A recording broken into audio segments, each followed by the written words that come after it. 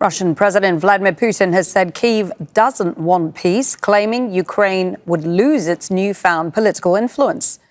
The comment comes as the Kremlin confirms that a bridge that was bombed in Crimea has now reopened. Moscow has accused Kyiv of attempted attacks on a variety of Russian infrastructure. Let's go to Yulia Shapovalova. She joins us live from Moscow. Yulia, what exactly has President Putin been saying?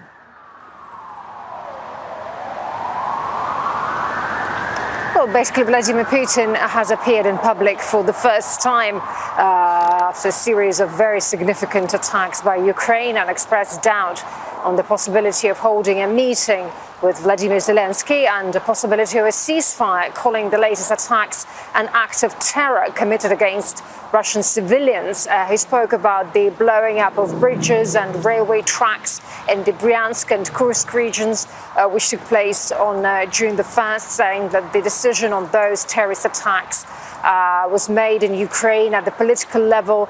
He has said that Ukraine is asking to suspend hostilities for 30 to 60 days to hold a summit meeting. But, well, according to Putin, it's not possible to hold any kind of meetings under these circumstances, under these conditions. According to Putin, these actions were aimed at disrupting the negotiations, which indicates that Kyiv does not need peace. Obviously, that's according to Vladimir Putin.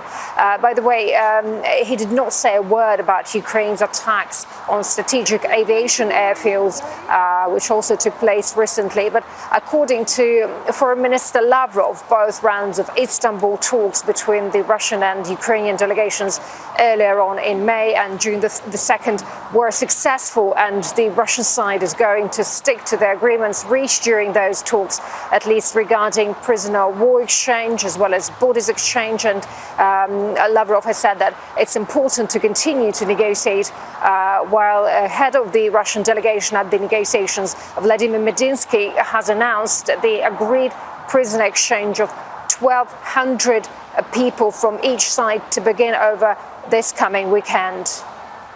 OK, thank you for that. Reporting Yulia Shapovalova there for us in Moscow. Ukrainian President Volodymyr Zelenskyy has meanwhile accused Russia of stalling ceasefire talks, demanding that Moscow name a place and time for more negotiations.